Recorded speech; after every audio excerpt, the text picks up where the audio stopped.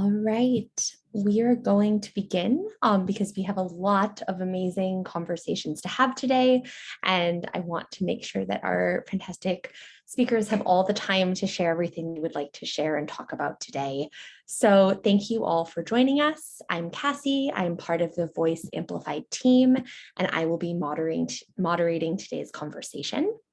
On behalf of Voice Amplified, I'm really honored to welcome you all to this critical and ever timely conversation with Ukrainian frontline feminist responders and organizers, Olena and Yulia.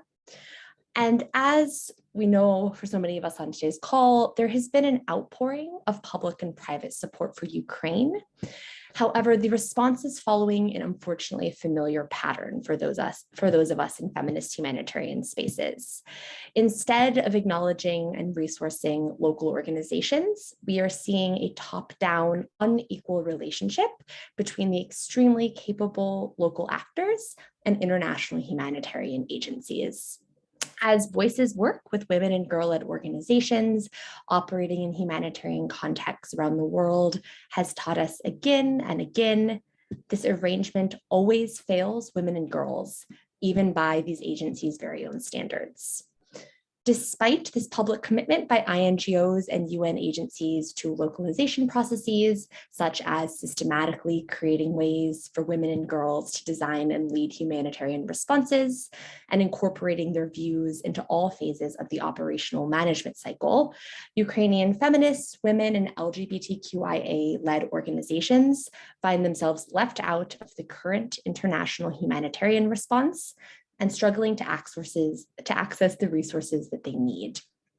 In April 2022, Voice conducted an assessment in Ukraine and 5 border countries, which demonstrated the scope and the depth of the role of local women's rights, feminist, and LGBTQIA organizations and informal groups in leading frontline responses.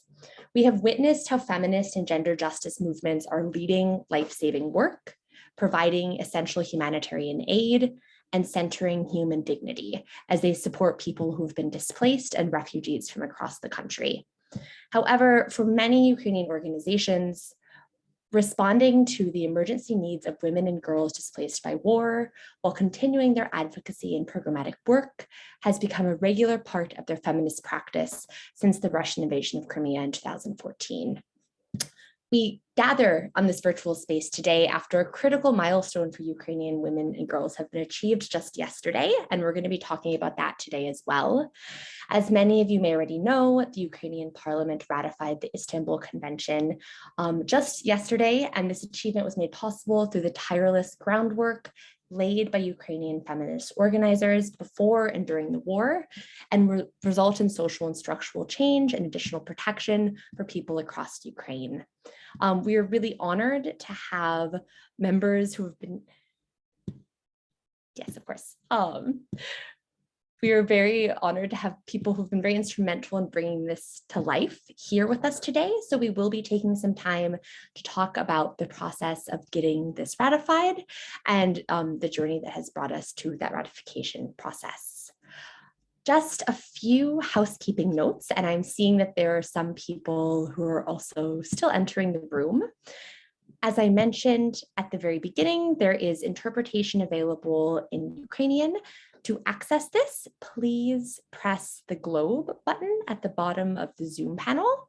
And there you'll see an option for English and Ukrainian. And for Ukrainian, please select the Ukrainian channel.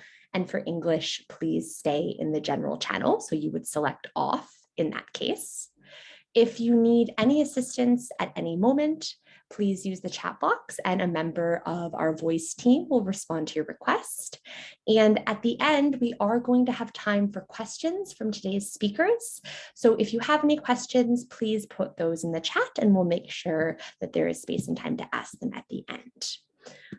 And on that note, I would like to turn the floor over to Olena and Yulia, who are here with us today, and just open this space with asking both of them to introduce themselves and your work, both presently and also before this current Russian escalation has occurred. Thank you so much for such an introduction and for inviting me to speak today about all those very powerful things which happened in Ukraine, for instance, with the ratification of Istanbul Convention, of course, but also about those issues and problems we have now during the war, which specifically targeted the most marginalized communities. And it's mostly women with children, people with disabilities, LGBTQIA people, and others who are, left behind as always. So I will start with the, let's say, historical moment for Ukrainian society, because just yesterday, our parliament finally managed to vote for ratification of Istanbul Convention. Why it is a historical moment for the whole movement and for whole Ukraine? Because, the Istanbul Convention was signed in 2011. And since then, we are trying hard to advocate for the ratification. And it was impossible even a few years ago because of the huge lobby of religious organizations and the Council of Churches of Ukraine, who are openly against the ratification still, because of all those, threats of the gender ideology, which will come and, will eat your children and ruin the families and traditional values. As they always, this rhetoric is the same in different countries. We all know that. So that's why it is a huge step for Ukraine to show that we are different from those, traditionalist part of the world, which honestly very connected to the violence which occur now in Ukraine, because it directly connected to the so-called Russian world, which is openly against all the human rights agenda and all the improvements about the women's rights. And also, like, we all know that in Russia, they even decriminalized domestic violence. So that's why it is very important for Ukraine to, congratulate each other with the huge step we did yesterday. But of course, from the other hand, let's be honest, it was impossible before, because we've been told many years, like, deputies are not ready to vote for the ratification because, all those beliefs, religion things, and also the huge lobby of the Council of Churches. And it was yesterday also there, because what we know that almost all deputies received the private messages on their phones with the same information: don't vote for Istanbul Convention. And the only this success was there just because of the Euro integration process.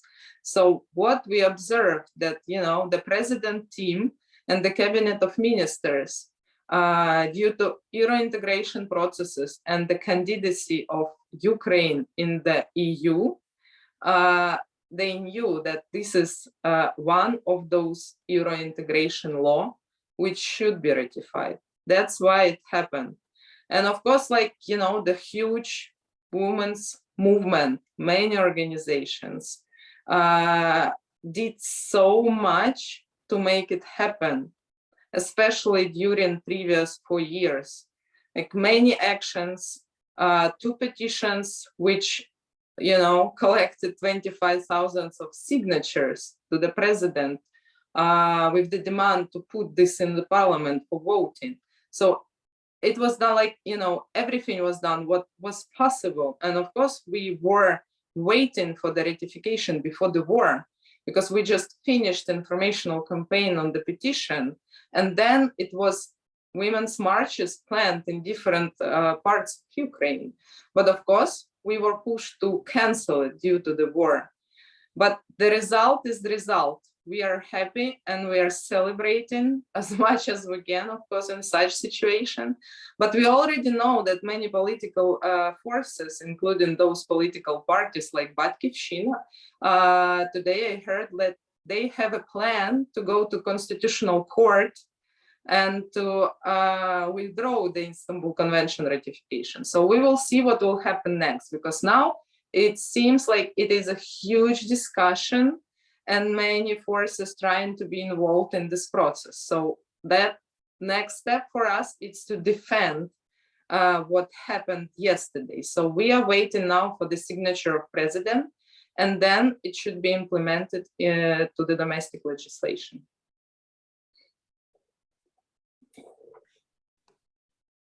Thank you so much for the overview and also just that clarification of where things are at, Elena. And I know I, of course, have heard about your work, but I would love if you could also introduce, I know you're doing many different things, but beyond the work that you've been doing on this ratification process, a bit more about you and the organizations that you're here on behalf of today.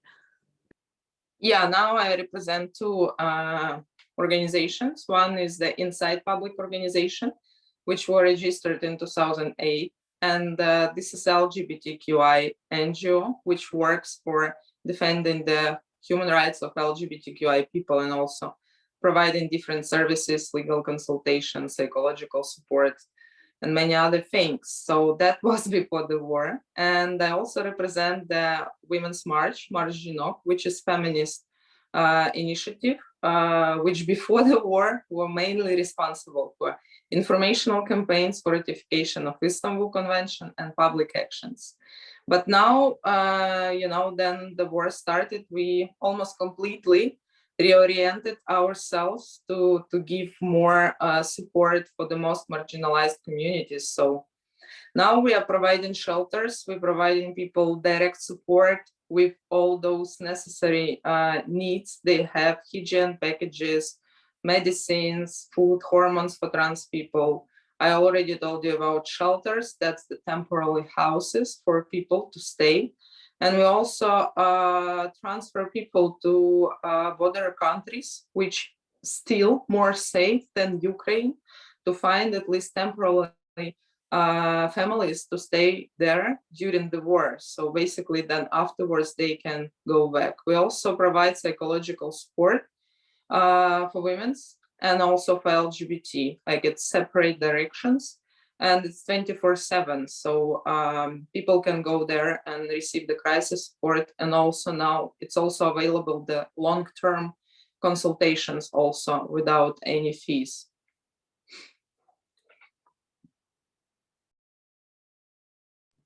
Thank you for that. I know I have many questions that we're going to get to kind of talk about this more.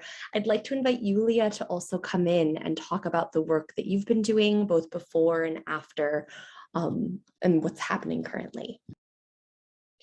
Good evening. Thank you very much for the invitation and happy to share like the real situation in Ukraine and what we do right now. My name is Yulia Sporish. I am a CEO and founder of NGO Girls. And before the war, we did educational lectures for teenage girls on sexual education, women health, and also women empowerment in Ukraine. And in general, we teach girls to make their life strategy. That's what we did before the war, but of course now we do completely different things, and we run very different project, and we support women and kids and families with kids mostly. We have a huge psychological support as well, like Elena does, but also we have special direction of it. We support. We have a separate project for sexual violence survivors. And we support kids, women, men, and also family members in this field. But also we have, like, in general, psychological support for adults and kids all around Ukraine, and also we provide some logopedic support for kids. Also, of course, we provide humanitarian aid. It's food, baby food, hygiene kits all around Ukraine, and we have partnership with big corporates, and we have donation of diapers and pads. So we distribute it also through different kind of NGO all around Ukraine, and we have our own shelter in Chernivtsi region, and we invite people from whatever they are, and we can host approximately 60 different families. And right now we have 30 people in our shelter, and if someone needs, we can host as well. And last month, we launched a very big project with World Vision, and it's covered not only humanitarian aid, it has a big social rehabilitation for kids. And we also will set up some kids' rooms, some small kindergartens. We will have psychological support. We will have also legal support for ADPs, IDP, internally displaced people. And also we have a big prof orientation for teenagers and also some career opportunities for adults. So it mostly cover everything you will need just to set up your new life, except medicines. We don't work with medicines, right? So basically, we help women and kids in these hard times. Thank you so much. And I mean, to kind of ease us into the conversation that we're going to be having today, which is really looking at, as you were just explaining, Yulia, like how expansively and how holistically the approach that your organization is taking to the many different dimensions of humanitarian relief. One of the things that I think we are quite interested in as part of Voice, and something we're really eager to talk with you and to talk with Olena about today, is that there have been all of these calls for increased localization in humanitarian crises. But when our team was in Ukraine, is still in Ukraine and is working around the borders, what we're seeing is that we're really seeing these kind of top-down power structures where there isn't necessarily coordination between international organizations and the work that all of you are doing and are so well positioned to do, given the networks and the relationships and the communities that you have. And so I would be really curious to hear reflections from both of you about the role of local women's rights, feminists, and LGBTQI organizations, and the role that they're playing in humanitarian work in this moment, but also kind of as a point of contrast, what role you are observing that international humanitarian organizations are playing at the same time. Oh, okay, probably I can start. Yes, it's very different approach of our local NGOs and local feminist organizations, because we are on the ground and we operate every moment. But when we switched to humanitarian aid, we did it mostly from the first day. And for example, our NGO girls, we started to provide direct financial support for a woman from Bucha region in Sirpin, Bucha, Gostomel, in 3 days after war started. And we had some money for our project in our bank account, and we understood that we need to reorient this project to emergency mode. So we just decided to provide this support, and we started to do it in 3 days. And we are partner with UNICEF and some projects, and like we had the direct connection with them, and we started to ask for reorientation of our project, and we get the response only in 3 weeks. In 3 weeks after we get this request, so it was very, very strange for us, because we are a local partner. We have everything. We have compliance and due diligence, and we can just manage all this reorientation in just one mail. But no. But anyway, we had also some pets, women pets, on our warehouse, and we just distributed it during the first week of the war. And of course, we started to ask for help for other different organizations and from private donors. And the first one who supported our emergency activities, it was Böll Fund, German fund, Heinrich Böll. They started to support very fast us, and we continue just to provide this financial support. And then the second, it was Ukrainian Women's Fund. So to be honest, the first response and very, very fast we got from our local partners who knows us for many years, and also we had some common projects. But it's a local organization who is currently in Ukraine and who understand that instance and emergency mode. It means that you need to help today. You can't wait for 3 weeks or 2 months just to decide what we can do and how we will structure it and so on, because people need to get food, clothes, medicines right now, right here, and you don't have any time just for weekends or for working hours or something like that. That's why what I see is that our local feminist networks, they work very hard from the first day and continue to do it very hard. And they're like trusted partner for any kinds of organization you can find. And it's, for me, it's very upset that it takes so long to understand that your main partner, it's people on the ground. It's my point of view. Yeah, well, I will continue. So almost the same here with us. Oh my God, that was very hard to somehow reach to big organizations, like big humanitarian organizations. So we did almost the same. Like we had different projects before, but as LGBT organizations. So I can say that all our partners, which were with us before the war, and I call them not donors, but partners. They are still with us and they gave us the flexibility. Not so fast, like not from the first days. That was our decision to start to do it without, any approval. Because that was emergency, so we need to do the support, like to provide support to people who suffer. But they were pretty fast, giving us the flexibility to, reorganize all those projects to the crisis support. And my another idea was trying to reach to huge humanitarian missions and organizations. I thought from the beginning it will be easy to talk to them and somehow, to receive all those humanitarian support which they provide to Ukraine, because they announced it publicly, like, all those tracks with humanitarian support are coming to Ukraine somewhere. But seriously, that's more than 3 months so far. And just now we're starting to get some clear replies from few humanitarian organizations or missions to us, because before it was just, numerous consultations, communications, calls, Zoom, and nothing as a result, because it's complicated, it's bureaucratic. They have the huge paperwork, which should be done by 10 people in the staff. But, all those people now are doing another type of works. And another volunteers are also trying hard, packing all those things and sending it to those women who need it now.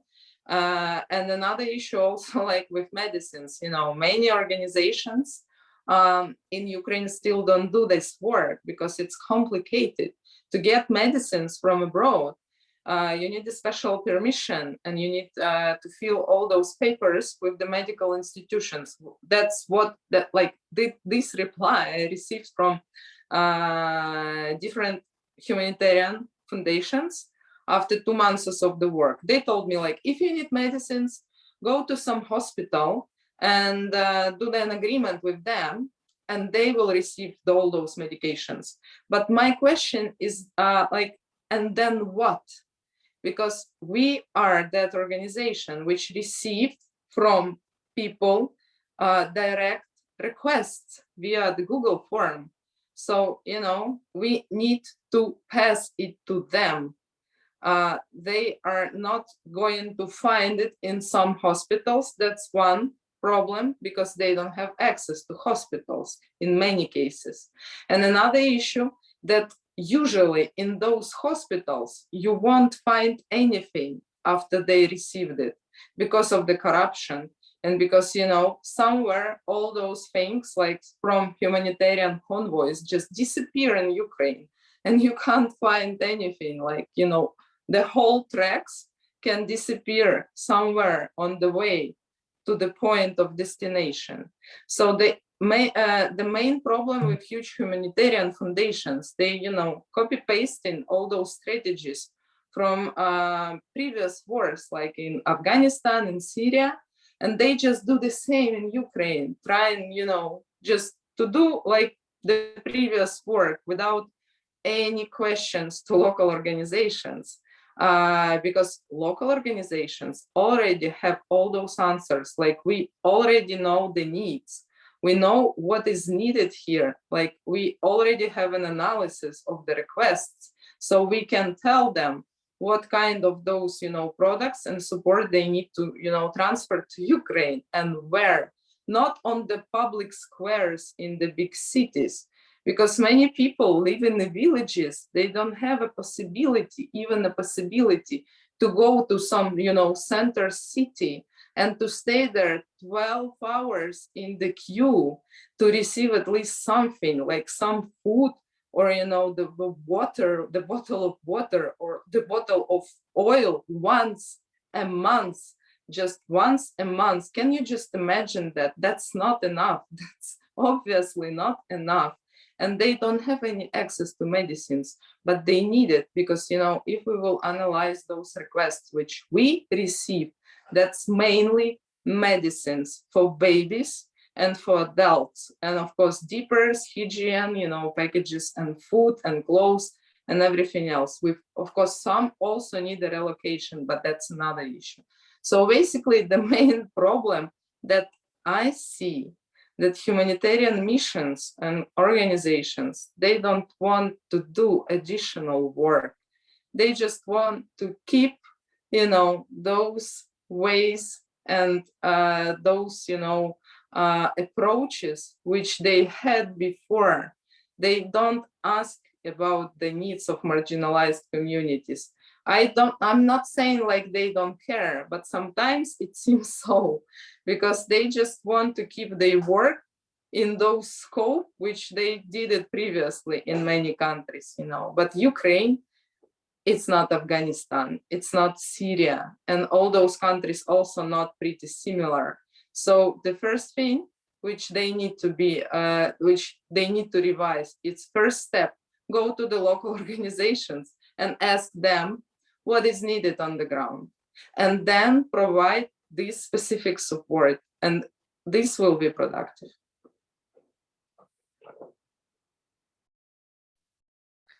Yeah, I absolutely agree. It's the same. We had the same situation because we also work with direct requests. And for example, during this weekends, we got more than 200 different requests from all around Ukraine, mostly from eastern part. Just do you have food or hygiene? Can you provide me some support? And they know that we had this direct financial assistance, and they are asking for money. I completely agree that there is full of humanitarian aid in big cities like Vinnytsia, Odessa, Kyiv, or something like that. But if we are moving at least 20 kilometers away in some small cities or villages, there is almost nothing. And we deliver it to Borodyanka or to some villages near. It's even without post doesn't work here, so you need to deliver it by car. And now we have in Ukraine fuel crisis, and you can't just, if you even have money, you can't buy the fuel. So the problem is how to deliver to the direct beneficiaries, not to other NGOs, because of course we can to deliver to other NGOs, but how they will distribute it on the deep in Ukraine, it's also is a question. So but what I would like to mention as well, that it's a long process of agreement. And okay, for example, we in March we discussed our needs for our beneficiaries, but we will receive this aid in May. So it means that during these 2 months these needs will completely be different, because when in March we need beds and pillows and so on. So it means that right now we mostly need foods, medicines, educational support, tablets, phones, for example. So it means that this long list right now, we need to start thinking about the winter and to think how we will support our beneficiaries in winter, because okay, right now they live in small villages and they don't need to pay for gas or some heating, but in the winter it will be huge costs, and we have shelter. So for us it means that we need to plan in advance this utility bills, how will we cover this utility bills, because all partners and donors, they would like to support only establishment of shelter. They're not going to support the cost of living and utilities. So it's also a big question right now. And of course, like almost half of of Ukrainian people just lost their work, and they need to find the new ways. They need to get a new profession, and they need to understand what is needed on this place, on this region, and they need to go through some short education and so on. So it's also a big question for us how to provide the services right now.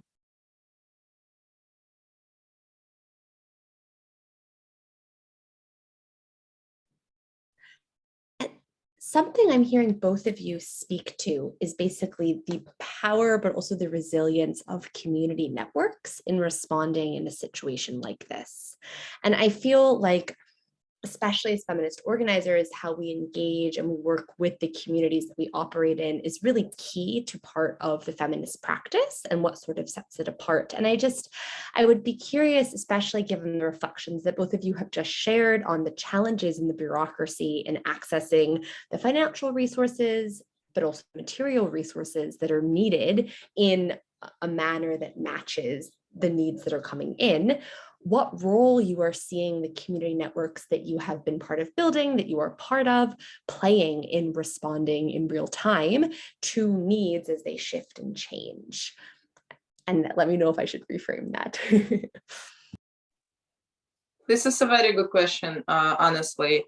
So from our experience, I think I've been told it several times already, that we just, like completely sure now that during the crisis, we saw what worked well. That's those small connections which based on the values, the same shared values. So in our case, from the beginning of the war until now, still, the biggest support we receive in terms of contacts, communications, other things like small fundraising campaigns, and also delivering us, for instance, to the Polish border some things which we need. It's from those small contacts, like friends, acquaintances from mostly feminist and LGBTQI communities. Those people, honestly, who care a lot about what is happening now in Ukraine. So those people are still with us.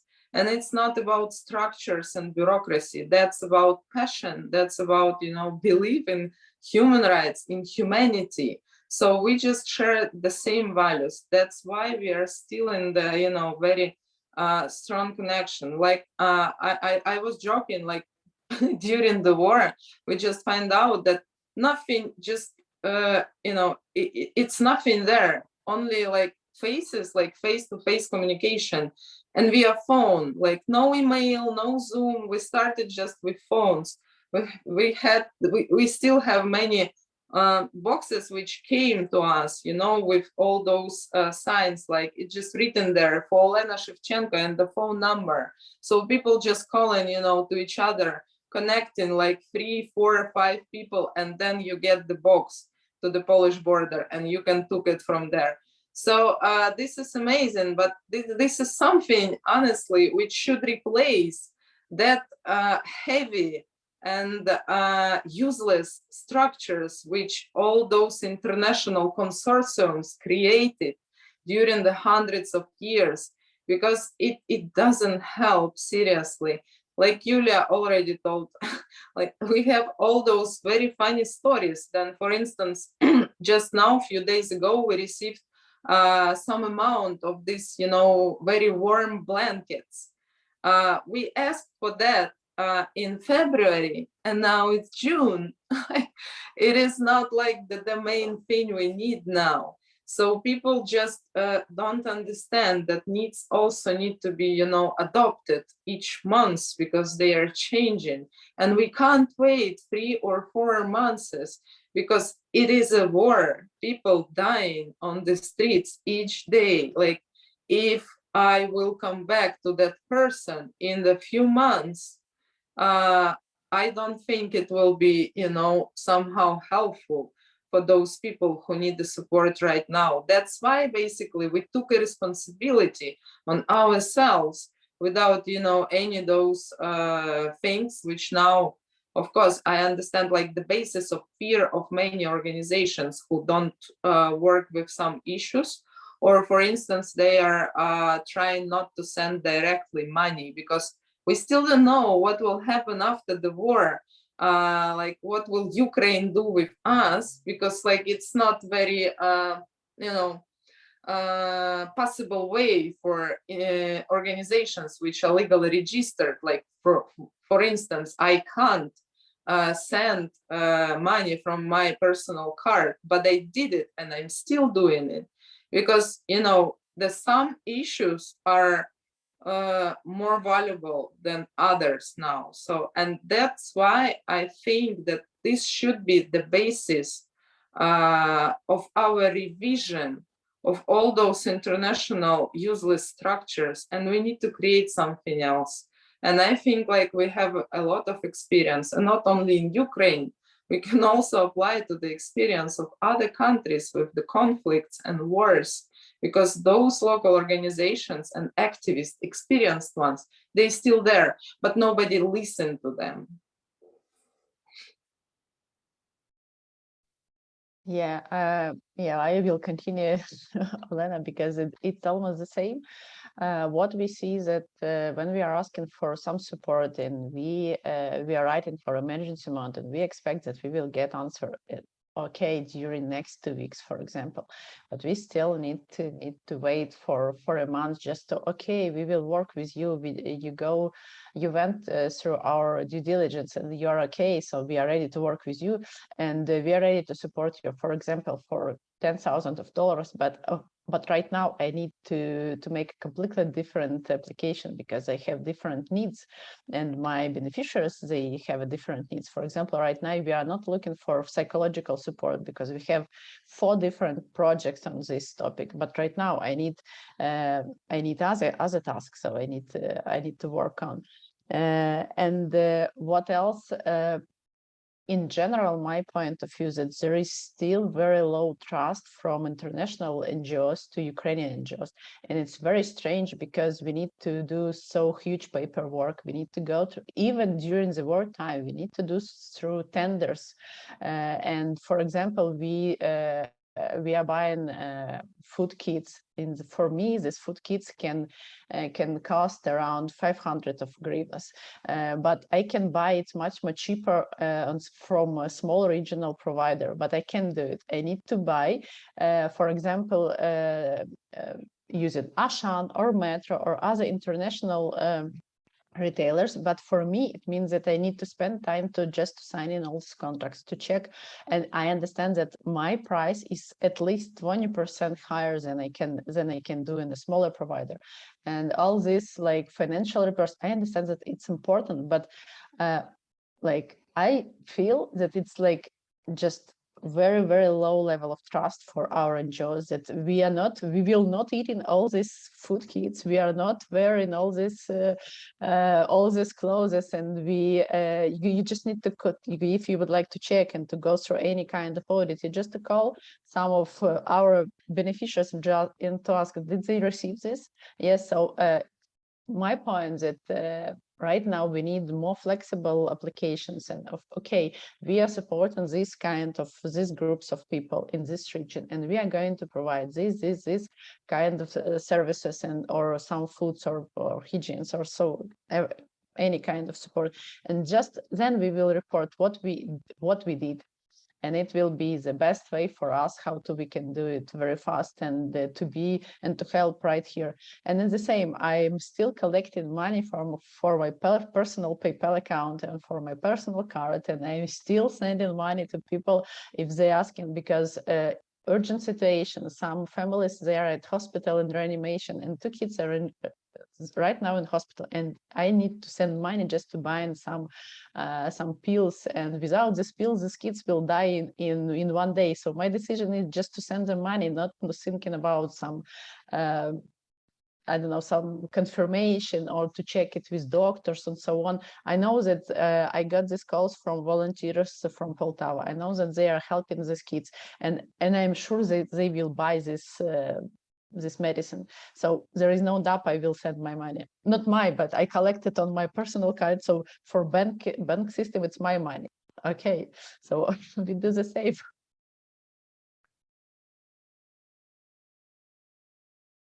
And Casey, I think that we have questions on our chat.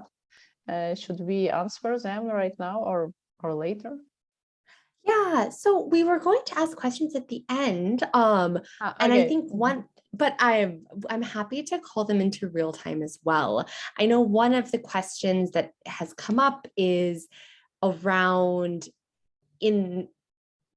sorry, I'm just reading quickly. Okay. Basically, in the situation of humanitarian organizations not trusting or not working with local organization, is this something that specific communities are experiencing more than others, or is this something that's really happening across the board in terms of like a fundamental mistrust between, in your experience, between larger global organizations and Ukrainian civil society organizations? I will be quick. I think it's a general issue, not like the specific, which based on some forms of, for instance, discrimination or prejudice. Because in several cases, yes, for instance, we had incidents in Poland with Red Cross, which is quite homophobic. So yeah, it can be also an issue why they are not supporting LGBTQIA refugees, for instance. But in general, what I find out that it is just a question of bureaucracy. So, for instance, for them to improve their work, humanitarian huge organizations, they need to add some activities to their work. So, for instance, first go to locals, yeah, asking, doing an assessment, asking about the needs, and then deliver, for instance, all those tracks need to go not to the general, like established state authorities, because they are usually providing these humanitarian tracks is going to state city authorities, which should disseminate it to those who need it. But it never happened like that. So this is something which needs to be taken into account. So they, instead of those ways, need to replace it working with local organizations who will receive the support and distribute it, because the level of trust to local organizations need to be higher. And I personally think that mostly NGOs are doing a great job. Of course, they have a lack of resources, but at least some, places or some regions, many organizations can cover better, much better, not just, trying to steal all those humanitarian products. And then I see it in the shops. They just, you can go to the shop and buy it for money on the very decreased price. So that's what is happening. And then the money is going to somebody's hands. I mean, from the state authorities. That's not a secret, but they continue to do it because it's just, the very easy process for them. It not requires an additional burden to work, to think, to establish a new collaborations and new, this new units and new contacts. So that's why they keep doing that. They don't want additional work. That's what I understood. Yeah, it's true. But also, for example, in a few our projects, we are partnered with social services and who cares about kids, and they are, at my point of view, that everything depends on the person at the end. If we are working with the social services for kids and they very interested to help on the ground, and they will help. For example, we have good experience in Makariv or in Borodanka, for example. But at the same time, we had a bad experience with different regions when we propose that we have humanitarian aid. They please provide the list of families and needs, and share the information about us. No, we are not going to do it because we have our own job, for example. It's the answer. But I also agree with Elena that it's the common reason it's corruption in Ukraine. It's why all all big donors, they looking for Ukrainian NGOs through this corruption loop. And it's very bad for us because, to be honest, the volunteers and NGOs right now in many spheres just replaced states. And we are helping with medicines, we are helping with evacuation, we are helping with psychological support, with food, with shelters, everything. So a big amount of all this kind of support was and still is provided by volunteers, not by donors or big partners. And only right now we start to talking about like set up a shelters and so on, but they already exist, and we just need to support the shelters and just to extend this kind of support from one side. And from other side, when we are talking about shelters, local authorities and local government, they are thinking only about beds. But when I am looking for a shelter, I'm thinking about the family. So I am like a mother. I need to set up everything for me, for my kids, for educational activities, for some physical activities, for some entertainment, and it should be safe. It should be like warm and so on. I am not thinking about one bed in sport hall in school where is 100 different beds and there is no access to the water or to the kitchen. For me, it's shelter. It's not only bed, it's all infrastructure around the women and kids, because I am caring about small families. That's why when we like propose what is like our ideal shelter looks like, we got the response, oh, okay, it's too expensive. You need sport activities, you need kids room, you need separate office space for parents if they can work online. You want so much. It's very difficult. No, we are not ready to support your proposal, because it's like you need to do something more than buying bed.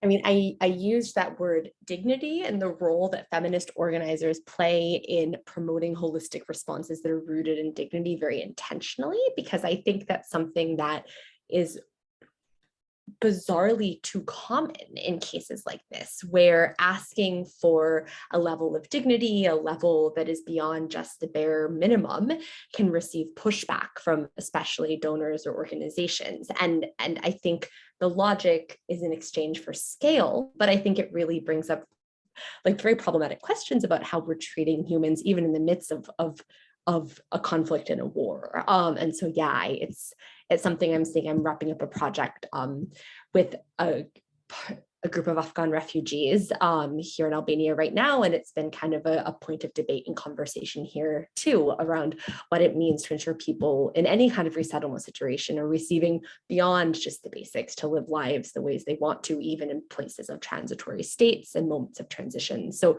yeah, I hear that loud and clear.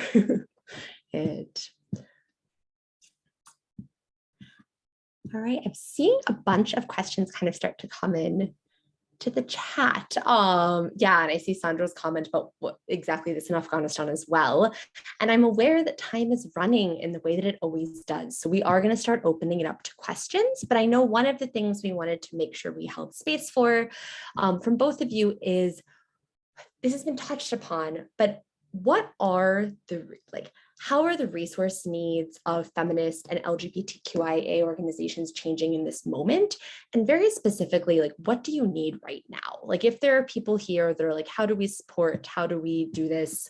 What should we be paying attention to? What would you like to tell people who are here today, but also listening to this conversation after as well?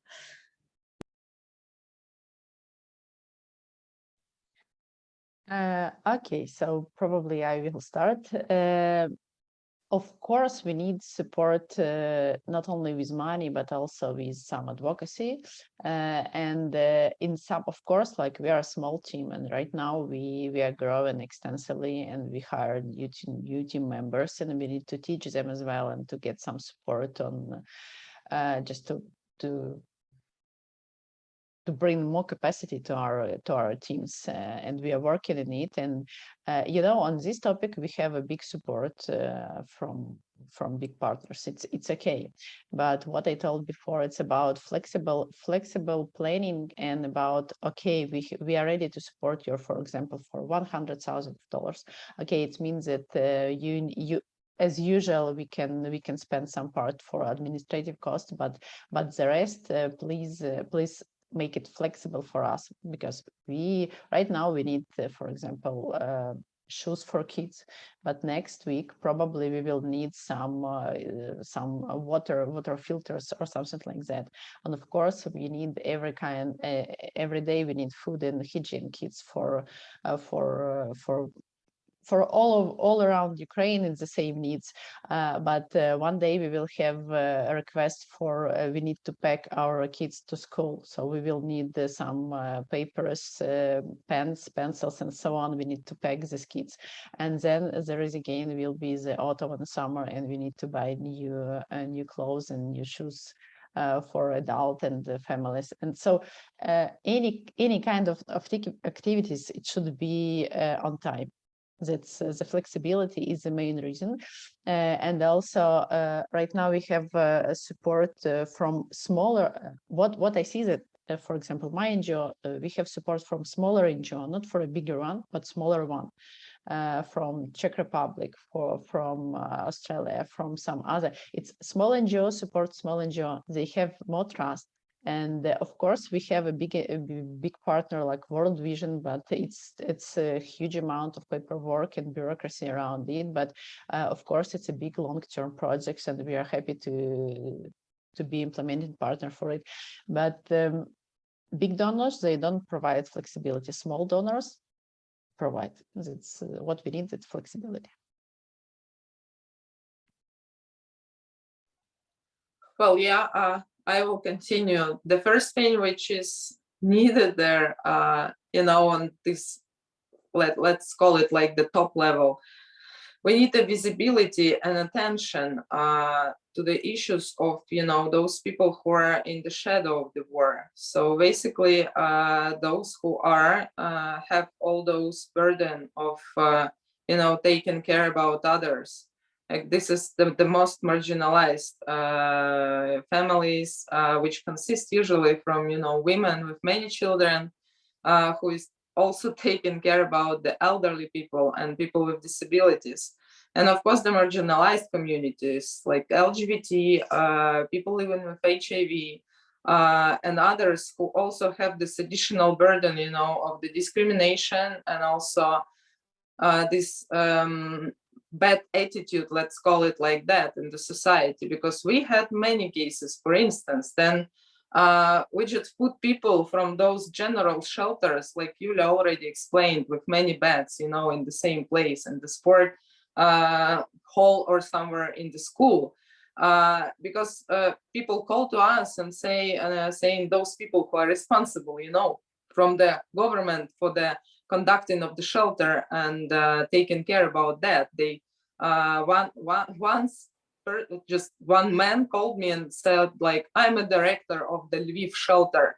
So we have here somebody who is not like it's not woman and man, I don't know who it is. And like this person were beaten 3 times there in the shelter and nobody cares because of the identity. Like this person, like the trans woman who just, came to Lviv, escaping from another city from the bombing, and were beaten there 3 times because of the, physical appearance and the identity.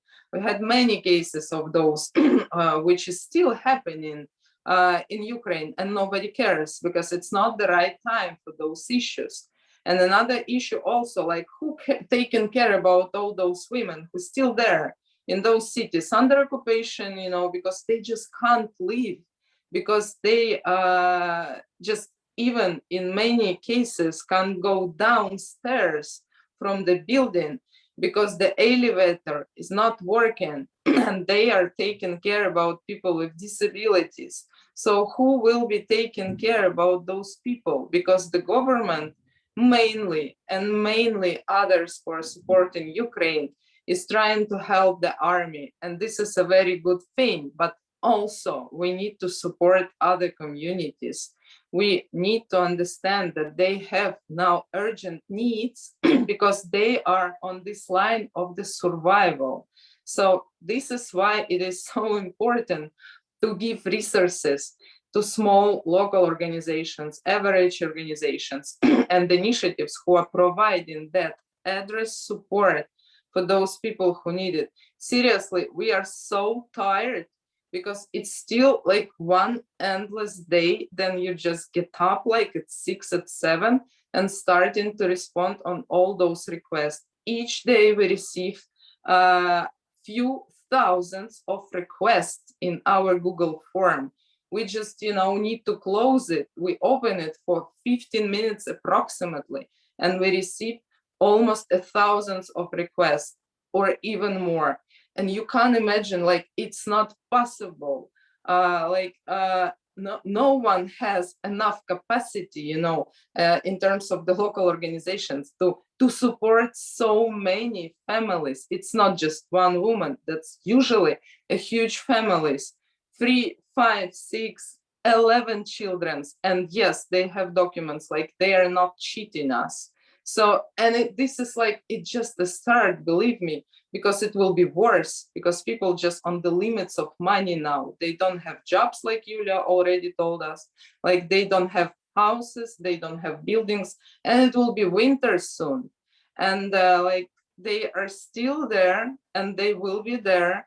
And I'm not sure if, in Ukraine, they will receive the possibility to get good jobs, to receive enough money to keep going as a families. And many families will come back to Ukraine from other countries also because of those issues.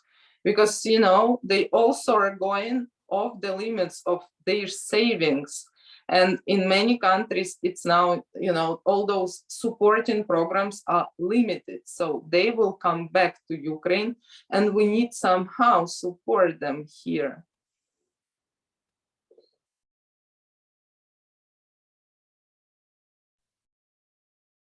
Yeah, I also would like to add about people who return to their house, because I'm personally from Irpin, and there is, all town is almost destroyed, and one of my flat is also destroyed, and I have like limited possibility to go back because I have also 2 kids and so big family. But what I see is that a lot of people just to come back to this destroyed houses, and they try to live inside, and there is no support from the government just to, for example, not to give them new houses, but just to repair what was destroyed. For example, some roofs, at least just to not to destroy it during the rain or to winter. We also have a big request for building materials, for any kind of furniture and so on. But we are not supported. We support women and kids, and mostly on like daily basis needs, not building. And it's big question to the big donors if they're ready to not for set up in like villages, the new villages, just to cover all this part of repairments. And I'm not sure that our government will cover everything during this next 3 months, and we will have something in winter. So it's also big and good question how to deal with it.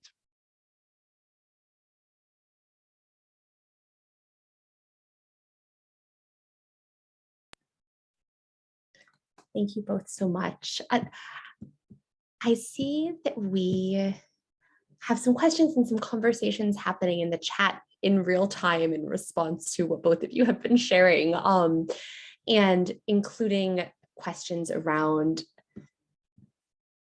emphasizing everything that has been said already about uplifting persons with disabilities, and just generally as feminists putting more attention to this. And I know also just someone has named that there wasn't closed captioning on this, which is something that we were quite aware coming into, we were not able to make happen in time. So to acknowledge that on our side, that should have been there, especially from a disability justice and access standpoint. And a question that has also come up is, it's a little bit of a jump back in the conversation, but looking at the ratification of the Istanbul Convention, and of course recognizing that there is always an increase in violence experienced by women and girls and people across, and yeah, from the LGBTQI community. What role do we think that the Istanbul Convention will play for survivors, especially in the context of war and in a moment like this? And I realize that's jumping us back a little bit in the conversation, but as a question that has come up for us. Well, yeah, that's really like detailed question. But now, just the ratification just happened.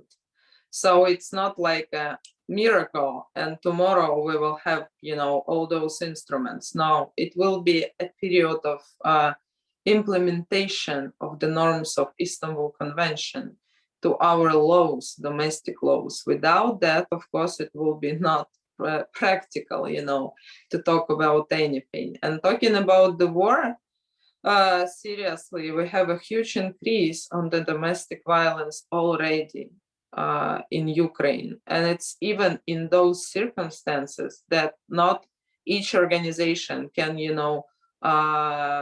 provide some services or hotlines or, any support, because many organizations don't have those capacities.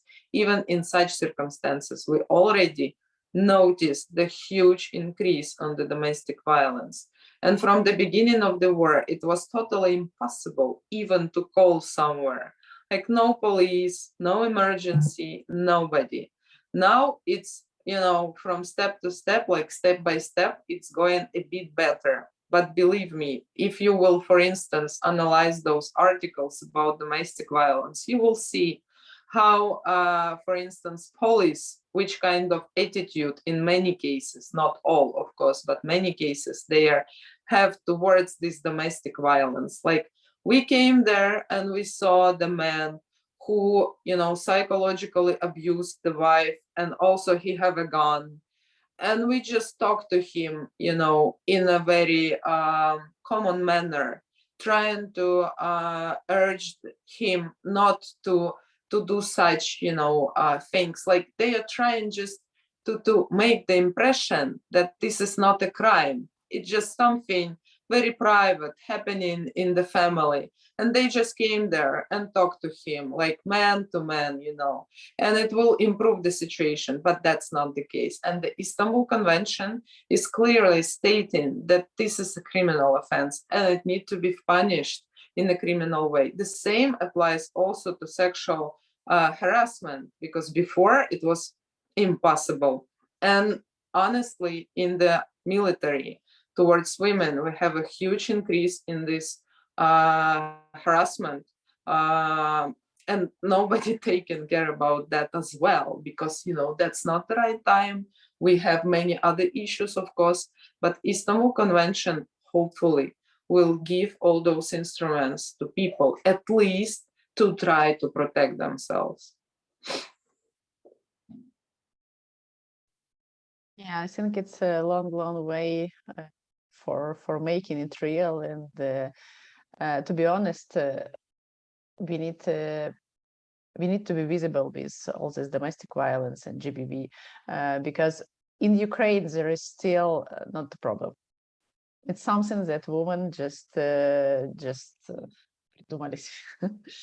wondering about. There is not exist, and there is like traditions and habits and so on. So for us, it's good sign, but it's still only sign. We need to work hard to set up a new law, and not only to set up new law, but also to make this law work, because it should work not only on the paper but in real life.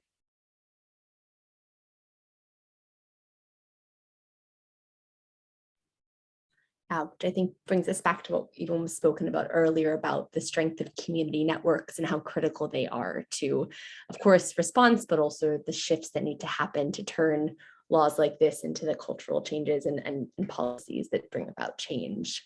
I Another question that has been dropped in the chat is around any resources that either of you would recommend, especially any sort of lists or any kind of mapping that has been done around national, local organizations that can be referenced or referred to by international organizations and donors who are trying to understand who to connect with and who to reach out to on the ground.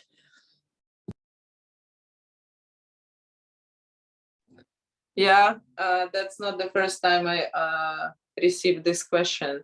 You know, in general, my answer is that seriously, we don't have now still any time to do some kind of lists, but we have many other data. So if, for instance, you need it, you can contact us and we will send you the links and contacts of those people who are actively work on the ground, and you will, analyze by yourself what kind of, organizations they are, what they do, and specifically what we already have in place, the list of those needs, which mostly women and children are requesting from us during these 4 months of the huge war in Ukraine. Yeah, and what I know is that right now there are two different activities on the mapping Ukrainians in Joa. One is from UN agencies, and they are trying to cover everything.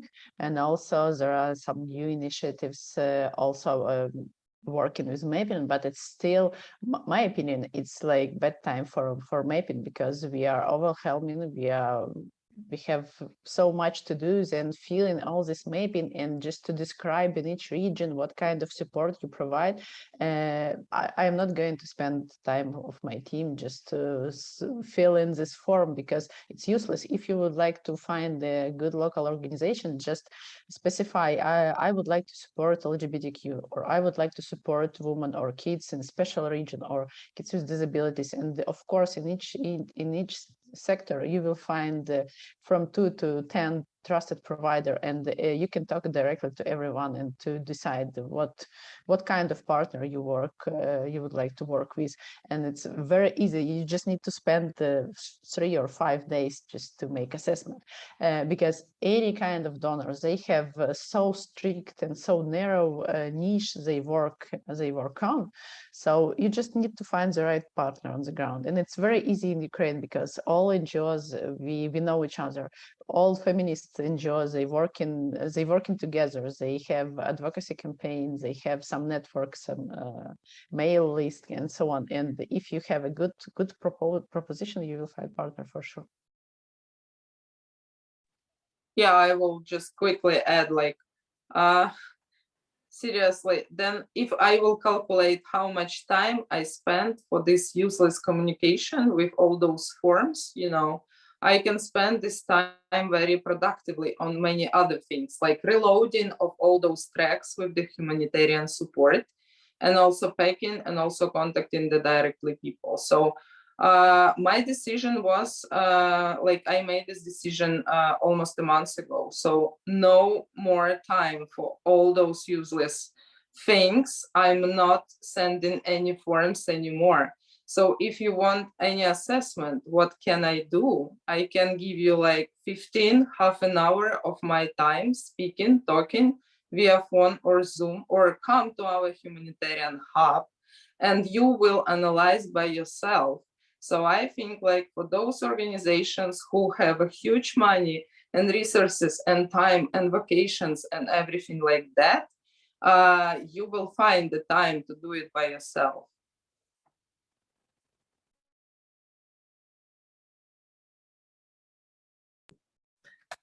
Elena, Julia, thank you so much. And I want to uplift a comment that came into the chat, which is, especially as we think about the positionality and the role of organizations that are not in Ukraine right now. It is doing some of this mapping and coordination work to take that off your plates and make those lists available, and really helping tilt that load.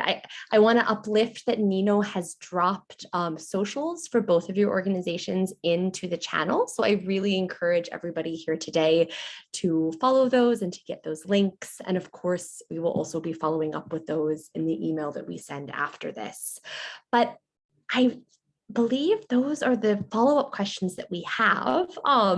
So we are bringing to the end of our time together today. I just wanted to hold space for any kind of concluding thoughts or concluding reflections, that anything I maybe haven't asked you or we haven't asked you that you may want to share before we wrap up today.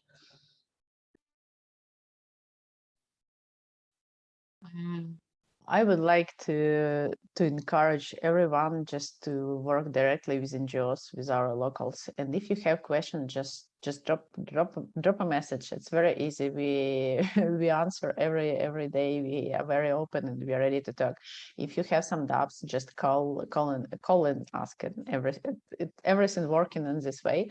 And also, we have so huge experience in this emergency, and you need to use our experience as well in your crisis, future crisis probably. And also, like my point that in Ukraine we have so much incredible professionals, and on the international like scene we are underestimated, and be sure that we can share our experience, and we can in some way we can teach internationals how to deal with difficulties, because in Ukraine we have so much challenges every day.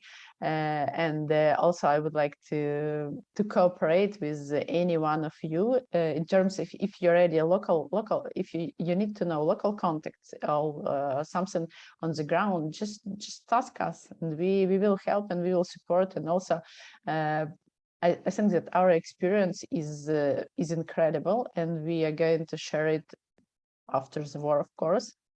Just remember that we are very open. Yeah, just one sentence. Like I think that the most important is that all fruitful partnership can be done on this equal level, not from the top down. So just, if you had questions, if you want to see something, just, contact directly, and then maybe something will gonna work, but not with, all those your already established things, priorities, and also all those, policies which needs to be filled by us using, months just for these conversations and communications. Honestly, it's not the right time now in Ukraine to do so. Emergency support is a very, huge thing today. An emergency means now, not even tomorrow.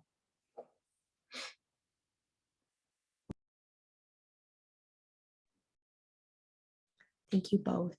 And absolutely no pressure, but if people feel, and I see that Yulia, you've already dropped yours, please feel free to share any additional contact information. But I think, Olena, like you just said, when you're carrying this much, additional reach outs is not always what is needed in this moment. So we have shared socials. And yeah, thank you both for being here with us today and for everything that you do. And thank you for everyone that has joined us. And we will have a follow-up email with recordings for this conversation. I know many people weren't able to join, unfortunately, because Zoom went down, which is very bizarre. But yeah, it's been an honor to be here with both of you and everyone that's with us here today. And thank you for all that you do. Thank you very much.